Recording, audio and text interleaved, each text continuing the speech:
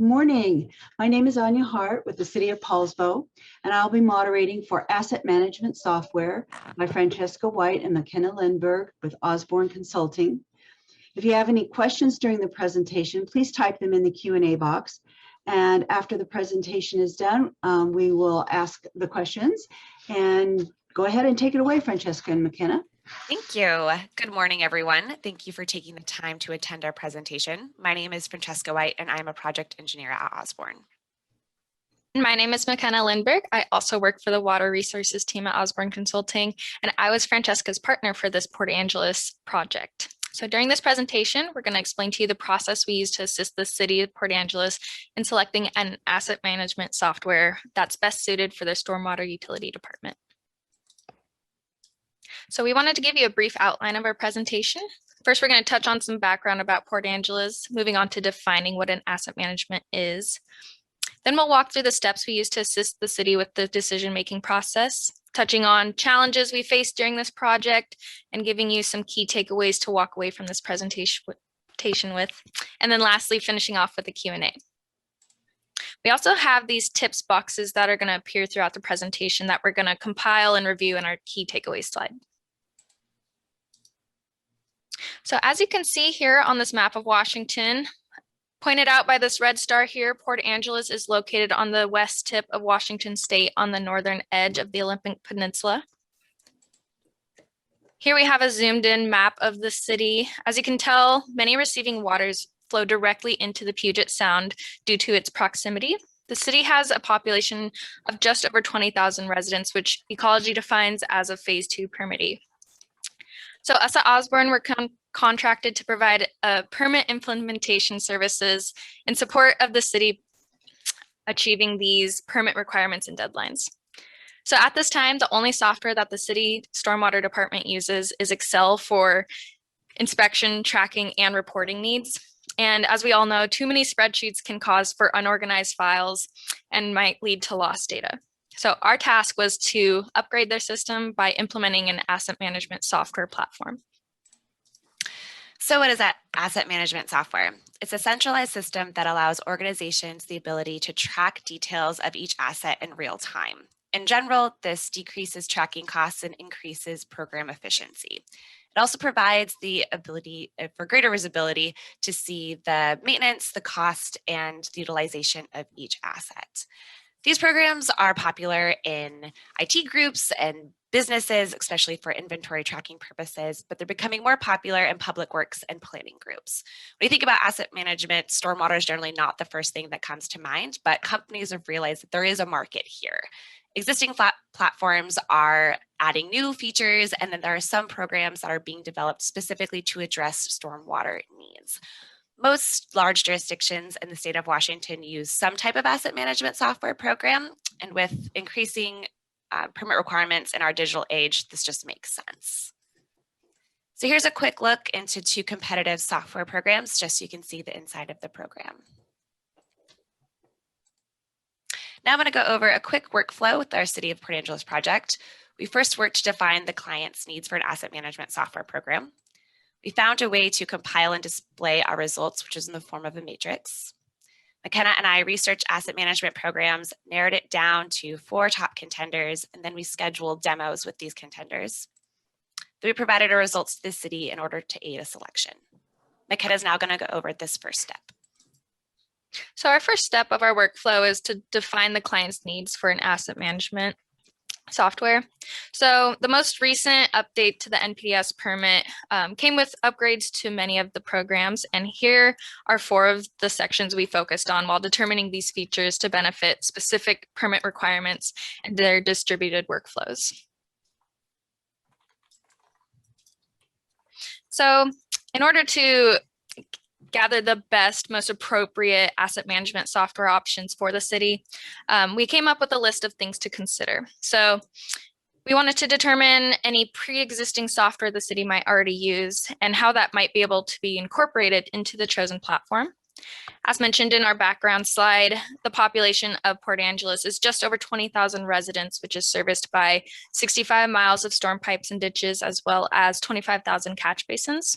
And so you can see on this map to the right here, These blue areas are where surface waters run into freshwater streams and rivers before reaching the sound, and the green area displays areas that the surface water flows directly into the sound.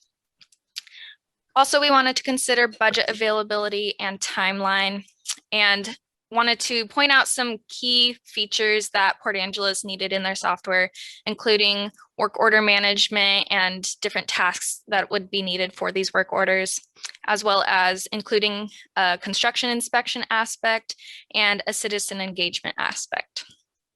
Another consideration was other city departments that are using asset management software and any future departments. So at Port Angeles, currently their sign shop and wastewater department, we're using 2 separate asset management softwares.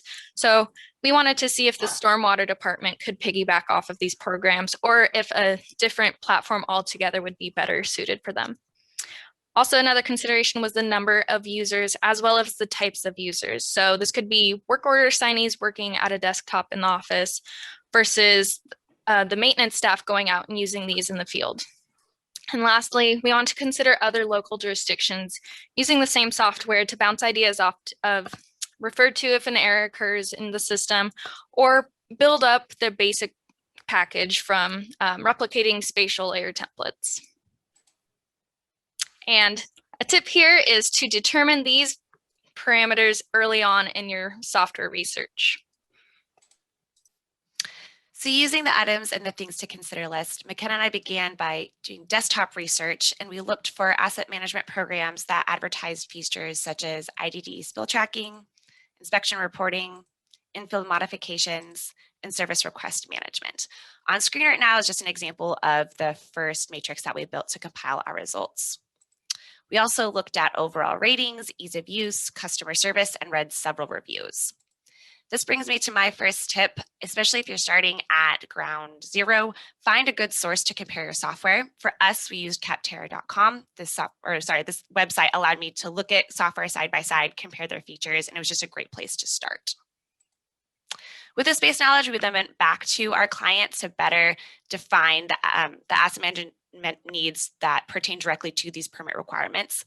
We categorized all of these tasks into the 4 categories you can see on this screen: NPDES Programs, IDDE, Construction Compliance, and a general category. Then MaKenna and I developed workflows for each of these categories, and that helped us determine what features we would specifically need to streamline these tasks. We then created new matrices for each category, which we'll talk about later in our presentation. And we took our list and narrowed it down to 4 softwares that we thought would be most suitable for our client. Then we scheduled demos to learn more information. That brings me to my next tip. Scheduling demos, I think, is essential for this process. It was really helpful to be able to sit down, talk with somebody, have them answer all my questions, walk through examples, and just gave us a lot more information than we were able to find online, specifically exact pricing information. That was very well put. So here we are at our NPDES Programs category. So this just hosts different aspects of permit programs that the software would feature and could potentially benefit. So here are some key programs in focus, including the stormwater facility inspections, education outreach programs, the source control programs, and of course, annual reporting. On screen is an example of the matrix that we built for the NPDES programs. Before we go any further, I just want to mention that MaKenna and I purposely removed all of the software names. We're not here to promote any one software. We're just here to explain our process and hope that if anyone goes through a similar process, that they may be able to take some tips, or this could help you along the way. So we have the program names across the top. We have the features that we deemed necessary for these tasks on the left. To give you a quick guide, the green check means a feature that the software had right out of the box. A yellow circle is a feature that the software did not have right out of the box. However, it could be configured during the implementation phase. And a red X was a feature that the software just did not support. So starting us off, each inspection that our client did requires filling out a form. They wanted customizable forms that had different answer options, such as drop down, free response, multiple choice. The program also needed to schedule these inspections. And it was very helpful if it's compatible with Outlook, because then these scheduled inspections could be pushed to our client's calendar and help keep things better organized. Exporting in XML is important because in 2022, ecology is going to require the data to be reported in a zipped XML file. So if it could directly export in this file type, that would be very handy. Compatibility with GIS is also important because if all of the data that is needed, or all of your information about your assets is already stored in ArcGIS, then this eliminates our client having to update and upload additional data into a second platform. Uploading photos, attachment links is important for two reasons. One, it's really nice when you're out in the field doing an inspection to have documents like specifications or an operation and maintenance manual right at your fingertips in order to reference. And then also, photos are important because it's one way that the city helps prove when and where the inspection took place. Autofilling forms and letters wasn't necessarily a requirement by our client, but it was considered a bonus feature if we could find a program that had this. This is a situation where if you were going out to the field to do an inspection, you find a violation, you need to contact the property owner via a letter. You could use the information that you filled out in the form to autofill components of the letter, and this just helps streamline the task and cut down time for our client. Lastly, asset tracking, which is just keeping track of all of the different properties of your assets. For stormwater, this could be catch basins or pipes. So in this example, it would be keeping track of the diameter, the length, the material of your pipe. In general, if you have a program that is compatible with ArcGIS, this is where this information is stored. So now we're on our IDDE category. Our selected asset management software platform will benefit the city with citizen interaction to report spills, notifying city spill response personnel immediately once that spill request has been submitted. It'll track details of incidents to later report spills to ecology, and will host record extracting requirements for annual reporting. In the next slide, Francesca is going to discuss the features we researched to benefit these IDDE programs. So on screen is an example of the matrix that we built for IDDE. Starting us off is the citizen request feature.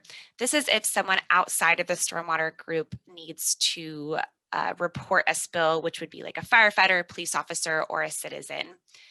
Which brings me to my next tip. Make sure you inquire about the citizen request features. If you're wanting anyone from the outside to be able to access these forms, this feature is necessary.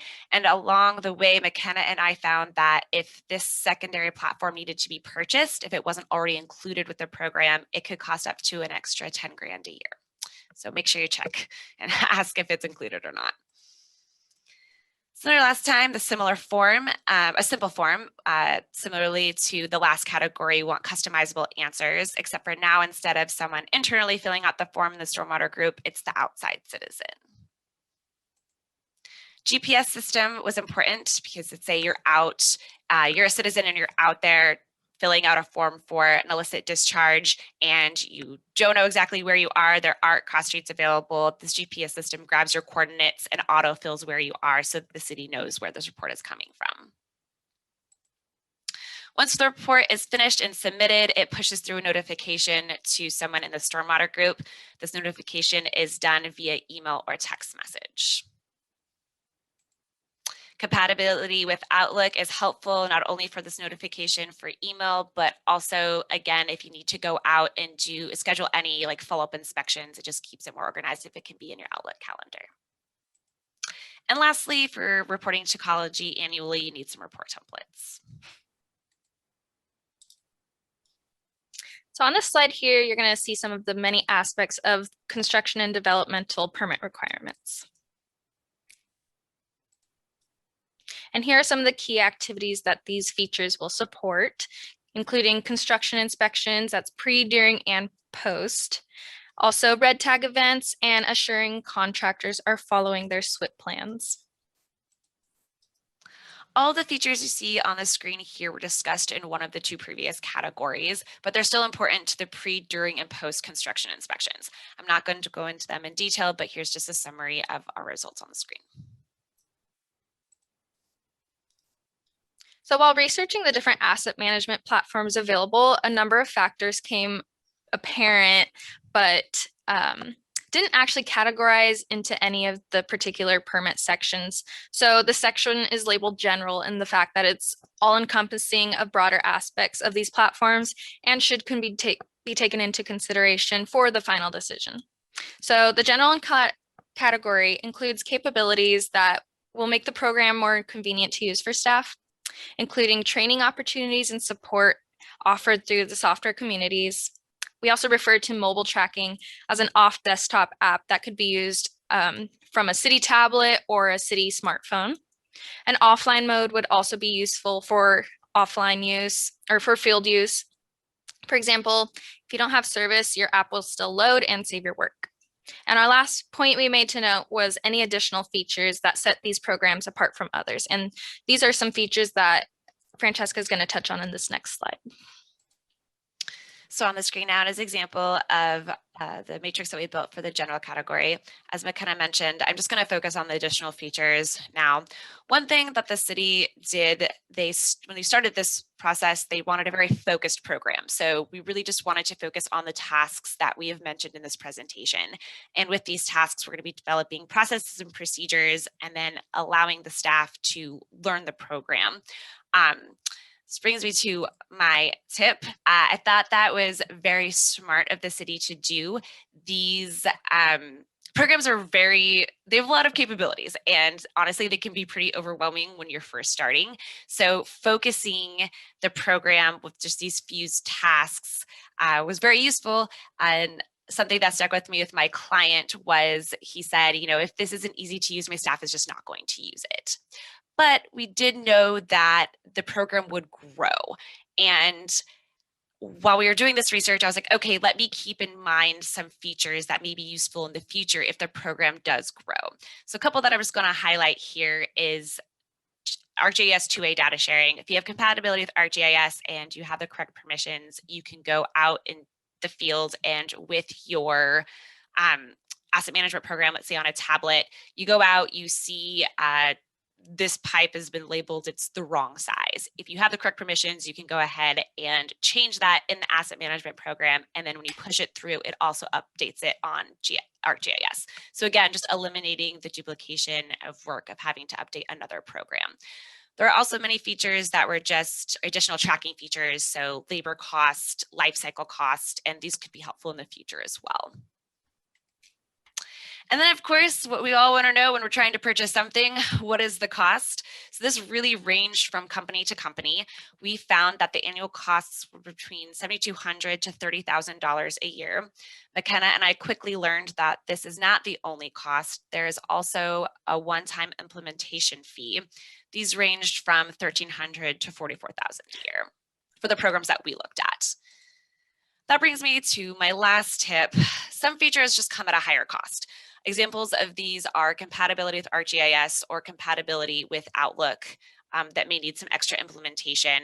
And my tip is to consider what your program needs. What is the focus of your program?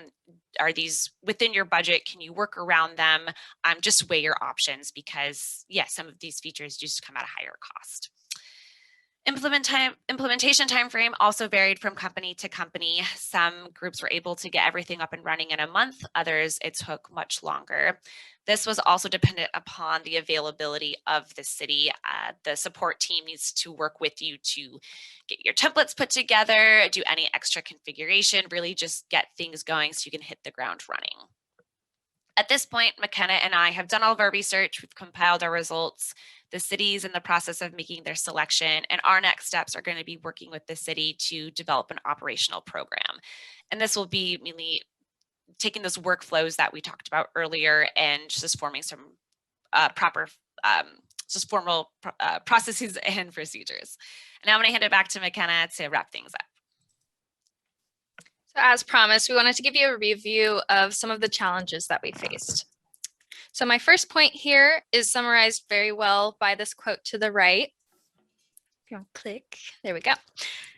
Which is the fact that you just don't know what's available out there until the research is done. And it's just one of those things that as we learned more, the more questions developed. And because of this, our clients' desired features adapted as we provided them with more information from our research. Also, different softwares just have different capabilities. So for example, Francesca and I, when we were trying to research some of those outreach capabilities, for example, those features would assist with the business inspection program or citizen outreach from spills or contractor outreach to schedule different inspections. So those features were only hosted by one type of program, but that platform didn't actually host like managing work orders or the capability to talk with GIS. So you might need two separate platforms to assist you with asset management needs and education and outreach needs. There's also limited data available online. So for a lesser known platform, it might have just the same capabilities as a larger known platform. But since it's not advertised online and there's scarce reviews for some, then you might not know that. And it's very important to schedule demos because of this. Also, scheduling demos is going to give you a very good estimate on cost. This will, because features aren't advertised online, they can cater a customizable estimate to you and your needs. And these additional features might come at a higher cost. So it's important to schedule demos. And lastly, finishing up here, we're going to summarize those tips you saw in those earlier slides. So our first point here is to define your desired needs early. So this could be done by considering these parameters I had mentioned earlier, including your population size, the purpose for your asset management system, and the users that are going to be using this, not only the stormwater department, but other departments as well. Also, there are resources available for comparison out there. A reminder that capterra.com is one that we used, and we heavily relied on it to compare side-by-side comparisons.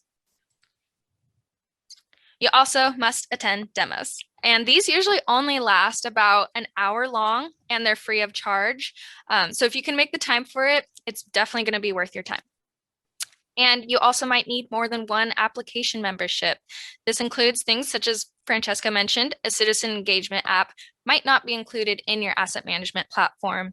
So that might mean an additional cost, as well as your education outreach needs, as well as managing work orders. So you might need a couple different memberships. However, if you do the research right, you might find one that may cater to all those needs. Also, my last 2 points are summarized very well by the fact that you just need to weigh your costs. So when subscribing to a platform that's very basic, it might have those same capabilities as one that is larger. But if you do get away with having one that has very basic needs, then you might not need those features that have all the bells and whistles in the bigger one or in the larger known platform. So these could, or the fact that if you get a platform that has all those capabilities, then if you don't use them now, it might be useful for the future permit cycles. And that's our presentation. Thank you. We have a few questions in the chat box. So were there mapping correction features? Yeah, I can take that one. So if I'm understanding this question right, there is that two-way data share platform opportunity where if it does work with GIS, if your platform works with GIS, then it will push that information back up to GIS if you have the correct permissions to do that function. Also, if you don't have those permissions as a user, you can, in some platforms, put a GIS update task in there, and then whoever does have those correct permissions can do that. Okay, thank you. So we have another question asking, what about sweeping tracking? How is that considered? Sweeping tracking is not a test that we considered at this time. Like I said, we just had, starting with a very focused program, anticipating that it'll grow, but for now, that's not something that we considered. So can you talk about, related to the cost, where you have a server on premises versus cloud hosting and how that could affect the costs, both subscription wise or internally with IT? Yeah, there's definitely two ways that you can do that. As you mentioned, storing on server or in the cloud. It depends on the program. Some programs require you to rent that cloud space, so that can be an additional charge. This is why it's really important to schedule demos, because even just those base prices they have online, or just talking with someone briefly, not scheduling a demo, there are a lot more costs that add on in the end in order to build an actual program for you. Okay. We have a few minutes left, so anybody who wants to put a question in the chat, please continue to do so. Also have another question about implementation, where can you comment on second party versus third party implementation and how that could affect your costs or your service? Yes. So some software companies do their own implementation, so you only need to go through one group. There are other softwares that they host the software, but their implementation is done through a third party. So not only is that another cost, but that also is a whole other process. There are several different companies that they will recommend, and so you essentially need to do almost the research twice to go out and realize what's included, the cost differences. That's definitely something to look for. Right. And something Francesca and I found with that was, if you can find a company that gives you that implementation service through themselves, it makes it much easier, because then you're not explaining the process twice, and it's a little bit cheaper to do it that way. And to even add on to that, if you have third-party implementation, often the support is still with the company. So now you have a support team that is helping you with a program, but not what they implemented or the specific configurations that you might have needed. Something else to consider. Okay, thank you. So I think you touched on this a little bit, but if compatibility with ArcGIS is important, why would you choose a program that isn't compatible with ArcGIS? Yes, we did choose one program that was not compatible with GIS, and this comes back to some features just come at a higher cost. So I wanted to make sure that our client could see a wide range of what was available and was out there, and what some of the trade-offs were. So the system that didn't have compatibility with ArcGIS was simpler, less bells and whistles, in my opinion, looked more intuitive and easier to use, less expensive, but it wasn't compatible with GIS. So I just wanted them to be able to weigh the different options. Right. And adding to that also, they did, even though they weren't compatible with Esri's ArcGIS, they did host their own mapping feature, Yes. but they hosted it with Google Maps actually, and they were still able to map their assets. Yeah. Okay, thank you. So we have another question in the chat box. So cloud stored data ownership retained by client if platform not retained usually. Let me say that again. Sorry. Cloud stored data ownership, is it retained by the client if the platform is not retained?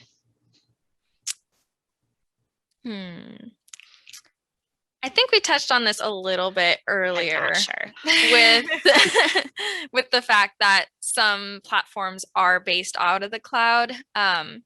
So that data, I guess, is owned by a third party who owns the cloud, if that's answering your question. I think that's something you would also have to clarify. It may depend from program to program. Right. Well, we are almost out of time. Don't want to get cut off. Thank you, MaKenna and Francesca, for this great presentation. Anybody who has further questions, please don't hesitate to contact them. The information showed on the screen, but also in your Municon program. So thank you, attendees. Thank you. Thank you again, Francesca and MaKenna. Have a great day. Thank you.